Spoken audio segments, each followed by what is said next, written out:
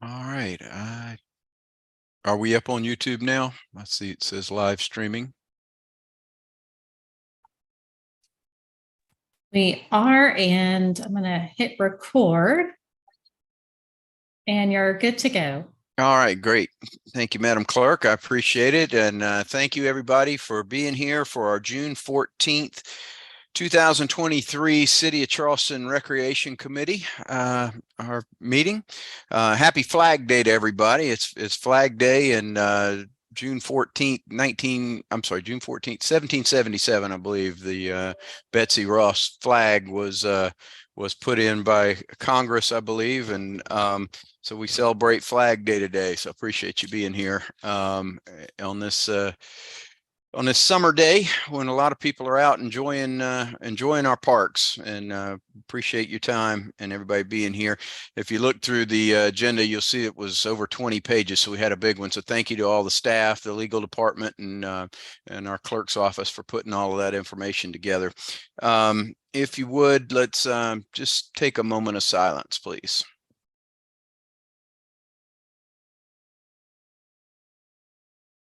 Amen. Thank you.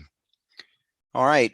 Next on our agenda, we have our approval of minutes. Jennifer emailed those Monday evening. Do I have a motion to approve the minutes from May 15th, please? So moved. Second. All right. We have a motion to approve and a second. All in favor, please say aye. Aye. Any opposed? Okay, the minutes have been approved. Thank you. And we'll move straight into our new business. I don't think we didn't have anything under old business to discuss unless anybody has anything.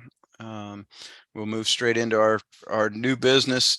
We have authorization for the mayor to sign a memorandum of agreement between the city of Charleston and Friends of the Muni regarding future renovation projects. And I'm going to call on Matt Frolick, if you would, please, Matt. Thank you, Chairman. And committee, I want to apologize in advance. The MOU that you received in your packet was actually an old version. It does not reflect some changes. So with your approval, I would just like to walk through some of those changes, what that is in the actual final MOU for your consideration and possible amendment and acceptance.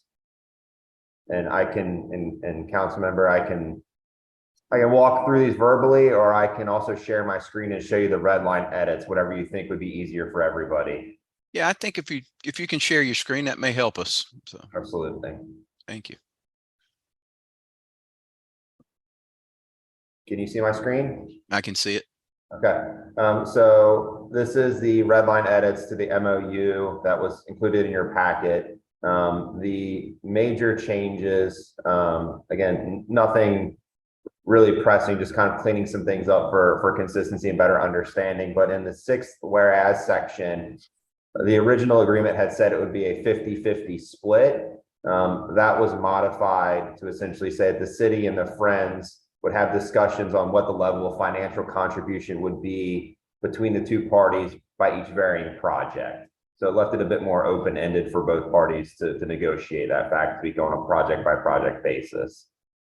The 8th whereas section, it's just kind of cleaned up some of that language as well. It's about the purpose of developing acceptable design and cost estimates. And then originally there were 3 projects listed out in a priority. The original MOU had the restrooms listed as number 2. Obviously, that's a project that the city's currently already undertaking at 100%. So that is being struck from this version of the MOU. And the second to last change was originally it was an inclusion of a reference to a T sheet system, rather than just have that specific project mentioned as a potential future project. We left it a bit more open-ended to propose other additional projects as we move forward, as we see fit. So just, again, provide some flexibility for the city, for the Friends to enter in negotiations on future items instead of tying us to that one single item. The last change, again, that's not substantial, but again, the last change was striking some indemnity language. This is just purely legal. We could not indemnify the friends under South Carolina law. Pretty standard practice. We see this all the time in our contracts that people bring to the city. Other than that, there are no significant substantial changes. And I don't know if Rick and Julia, who were involved in this, have any comments. No, I think you've explained it well. Thank you, Matt. Any questions from council members, Mr. Mayor? So the only thing I would suggest, and it probably makes no difference, but we are partnering on the restrooms. They are providing some of the engineering and design services, and then we're going to pay for the construction. So it's not a 50-50 thing. The end of the day, it'll probably be more like 85 city, 15 friends, but it is a joint project in a way. I view it that way. It is, Mayor. You're correct. That project, as you know, is already well on its way. This MOU is kind of coming after the fact, and I don't know if we really officially memorialized how that project is going to be handled. I think it's just, as you said, it's an understanding they're providing some of those design services on the upfront, and we're gonna procure and construct on the back end.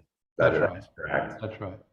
Like I said, it probably doesn't matter to go in this agreement, but for the record, it is, I consider that project to be a partnership between us. It is. Yeah. Any other questions, comments?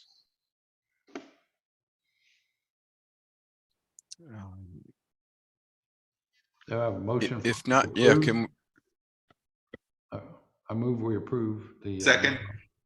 all right, we have a motion to approve and a second, and that would be a motion to approve with the amendments in that Matt just mentioned through here. So any other discussion?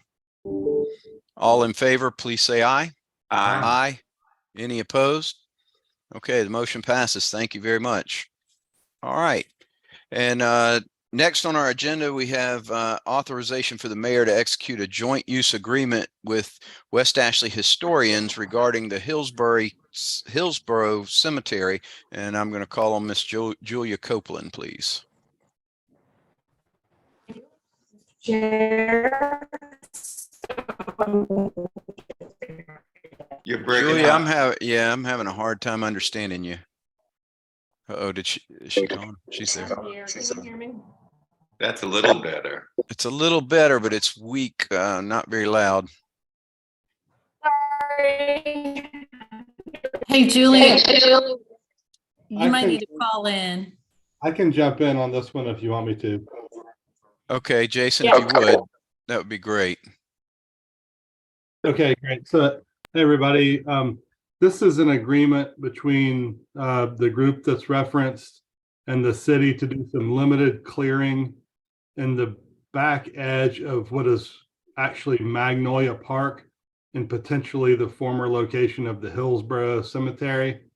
The group's done some research, and these maps that you see in front of you, it's very hard to see, but down in one corner, there's the existing Magnolia Park, but it's also labeled as the Hillsborough Cemetery.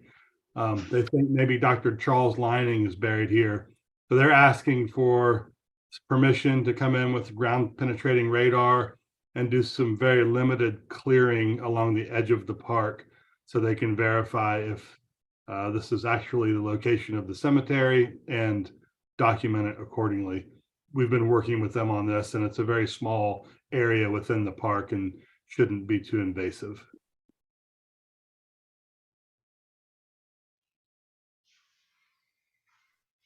Any questions? I'll move for Move for approval. Second. Okay, we have a motion to approve and a second. Any further discussion?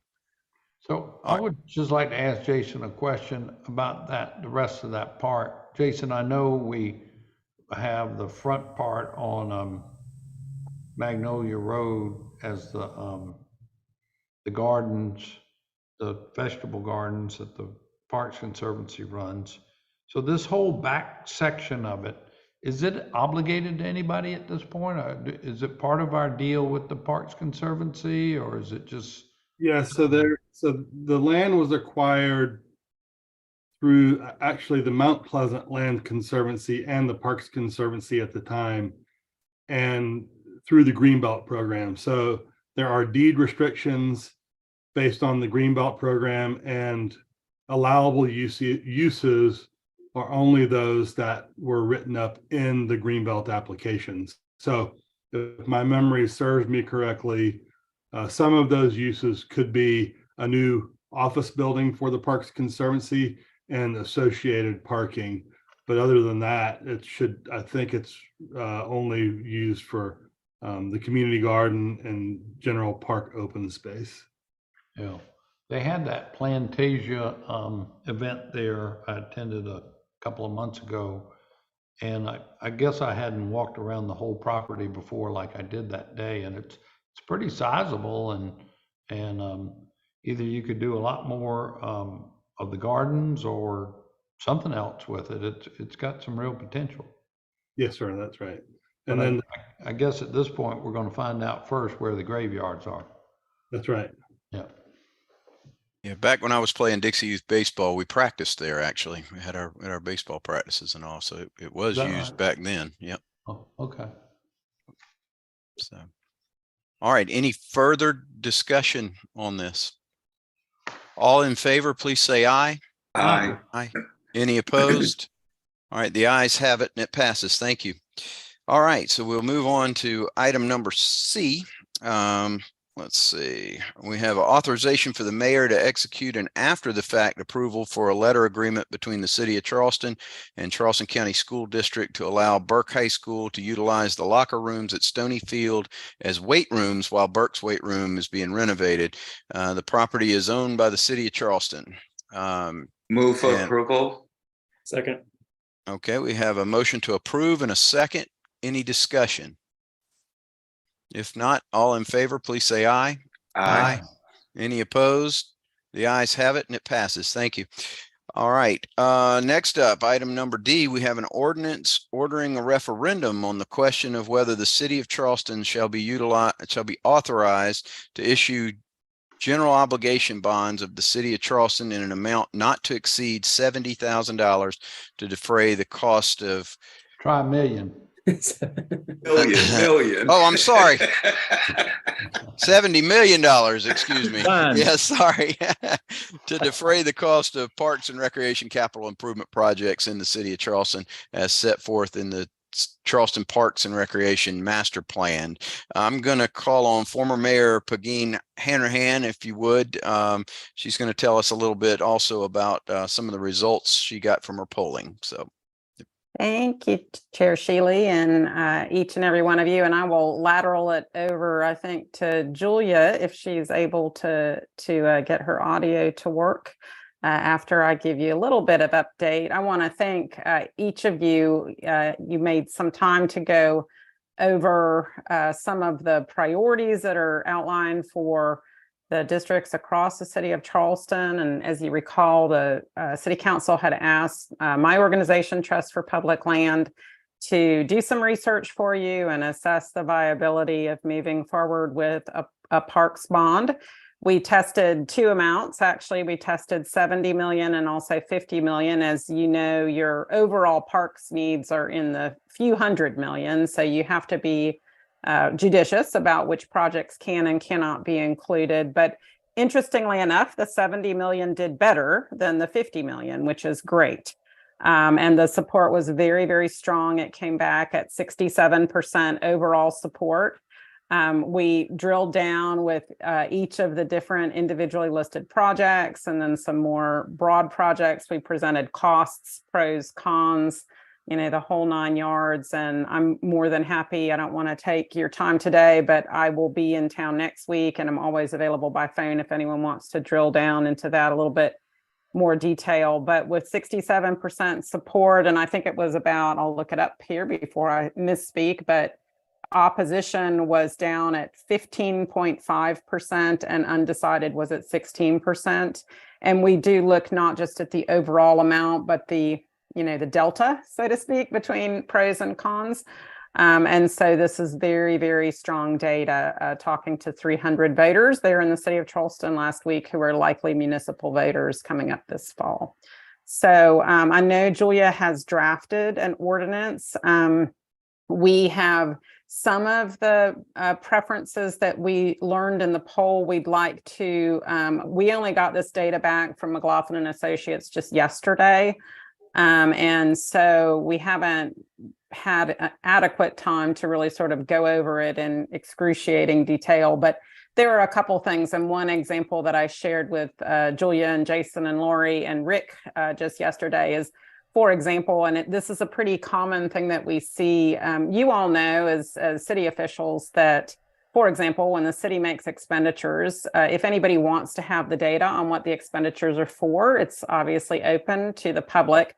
Oftentimes members of the public don't know that. And so, you know, one example of something that we'd like to see in the ordinance, if possible, is just the city will provide annual updates to the public as to how the funds have been spent, just sort of good transparency.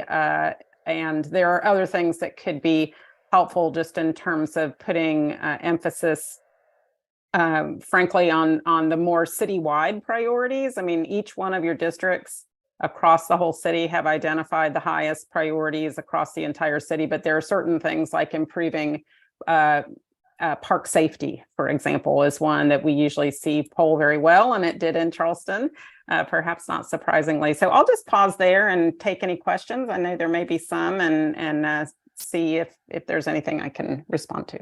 Councilmember Saccharin. Thank you, Chairman Shealy. I believe Councilman Gregory had his hand up first, so I'm going to defer to him, and then I'm happy to ask my question. Okay, Councilman Gregory. Sure, thank you. How did you derive at the sample? I think you said the sample was 300. Yep. In the survey.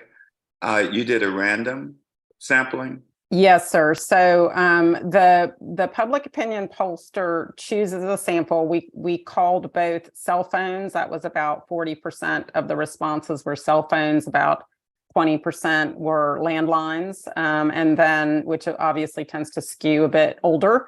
And then we also had text to web, and they start with the state voter database appended with the municipal voter database, obviously from both Charleston and Berkeley County.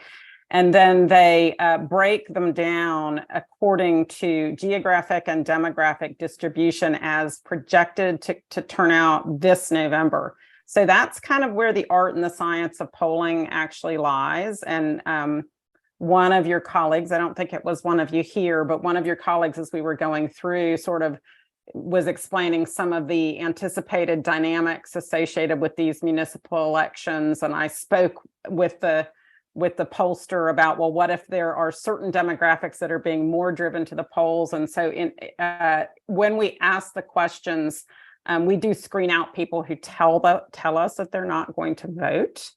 But in general, I think about, I'm trying to remember the numbers, something like 80% were voters that voted in 2019. And then the remainder were newer registrants, but who had voted in November of 2022 and or November of 2020. So it's sort of an art and science of projecting who is likely to turn out, but it should be demographically representative of an anticipated November 2023 electorate. Was that responsive? Kind of. Okay.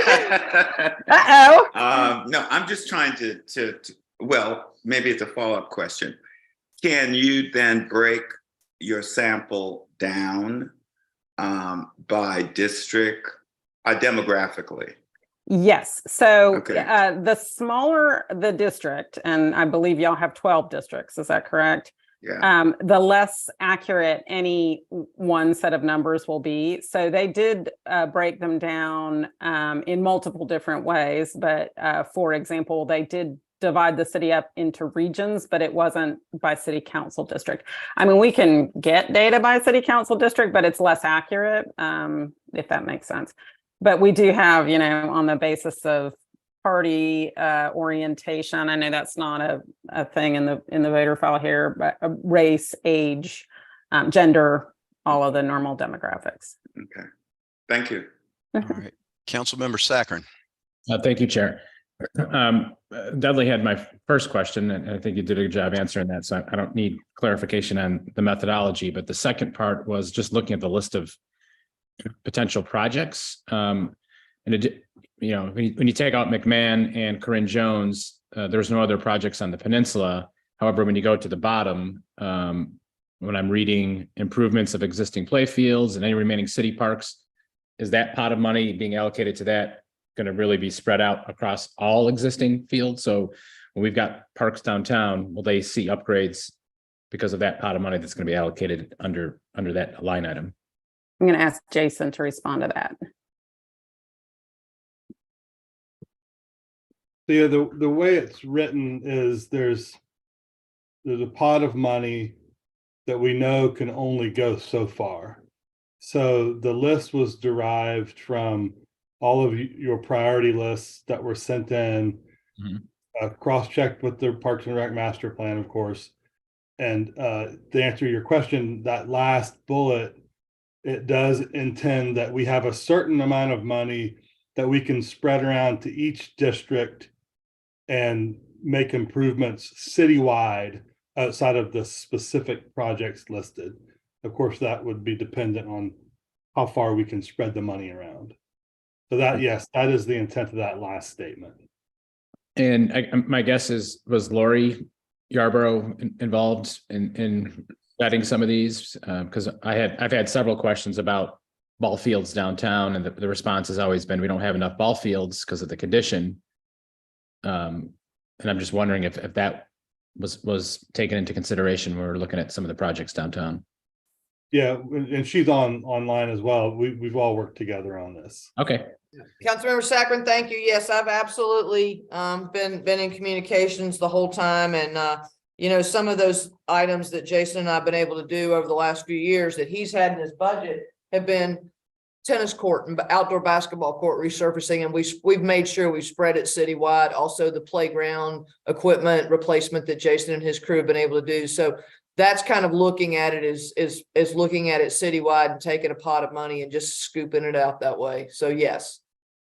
And I think it's good to know that we also have the regular city budget process and the capital process outside of the referendum that will still, we have current work that's ongoing, and we'll still anticipate other work as well.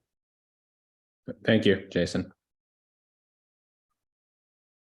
Any other questions? Well, I have a question on that. There's a park West Ashley on Woodland Road that was purchased with Greenbelt funds. I don't know how many years ago. It was before I was on council, so it's been over 6 years that it's kind of sitting there and nothing happened to it. And I don't see it on this list. Because it's not on this list, what happens to that park? Does it just stay like it is? It's obviously not a priority if it's not on this list. But in my mind, with West Ashley Park busting at the seams over there with soccer and baseball, and at Bees Landing, it seems like this would certainly be a need for the city to have a park in that area, but I just don't see it on the list. So what happens if it doesn't make this list?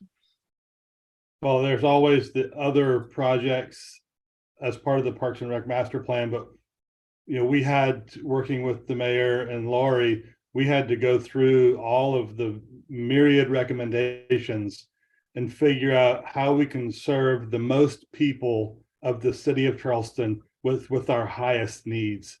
So a lot of those are the big complex type features that you see on the list, and some of the bigger athletic field complexes like Dill Track, Bear Swamp is try to get some good critical mass and rectangular field space established outside of the smaller neighborhood type parks. So it's still out there on the list, but we're just trying to, based on the limited amount that would be available if this passes, although it's a large sum of money, how do we equitably distribute the work across the city?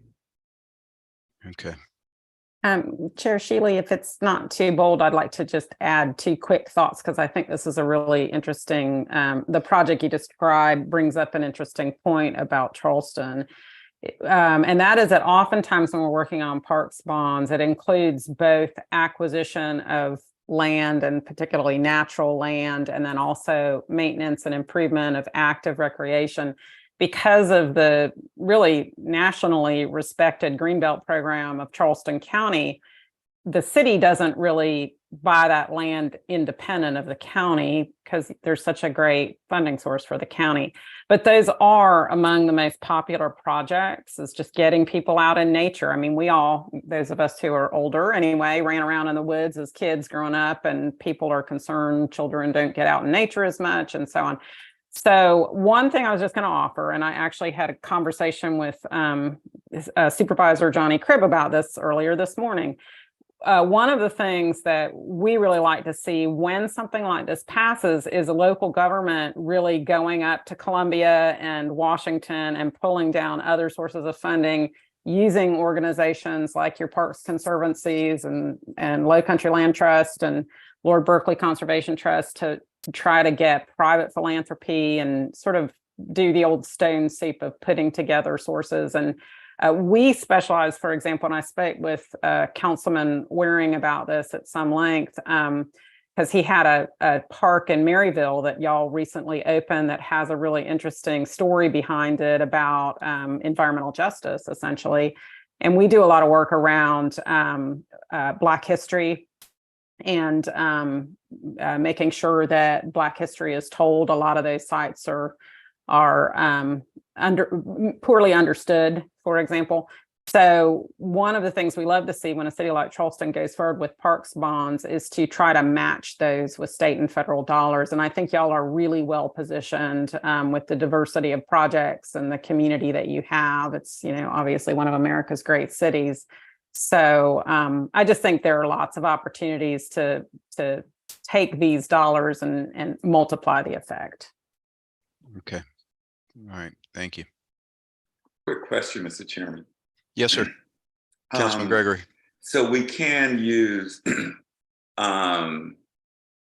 70 mil, parts of it for matching, leveraging to get bigger bonds not bigger bonds, but to get grants from the state, federal, and even county.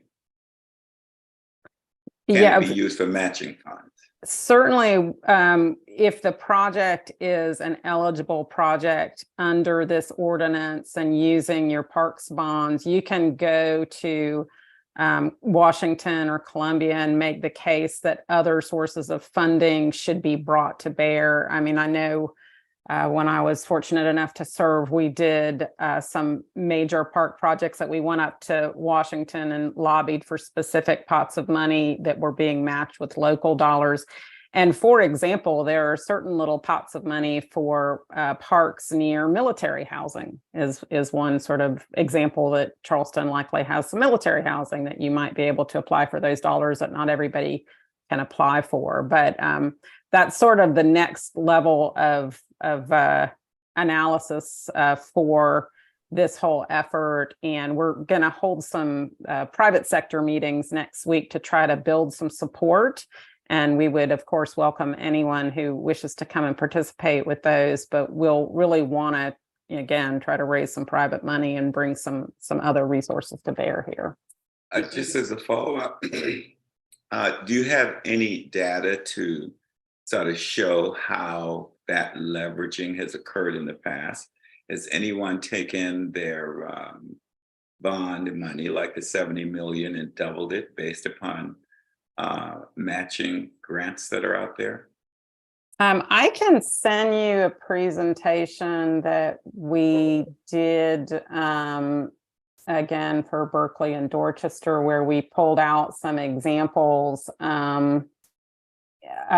Honestly, some of the oldest programs in South Carolina are in Beaufort County, which I realize is not always the apples to apples comparison for different places, but they have a nice long program, and I think they have brought down some other sources of funding.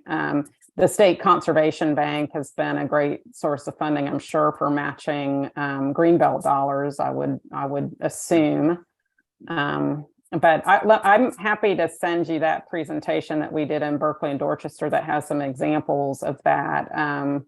part of it really, I mean, it is, I will just say, in the interest of full disclosure, one of the benefits of these projects being very active recreation focused is that there are more matching funds for natural land flooding. I know Councilman Gregory, you spoke a lot about addressing flooding, and that is a high priority for your citizens and voters. And I know that all of your projects will likely be addressing flooding issues, stormwater management issues, just because you have to, right? And because it is a high priority, but those are the kinds of dollars that you can more easily bring down from state and federal funding sources than, you know, building ball fields and play equipment and those kinds of things. Thank you. Any other questions? Move to approve. We have a Second. motion to approve, and we have a second. Any further discussion? All in favor, please say aye. Aye. Aye. Any opposed? The ayes have it. It passes. Thank you. Okay, I think that's the end of our agenda here. Does anyone else have anything to come before this committee? Move for adjournment. All right, we have a motion to adjourn. Anyone else? All right, we stand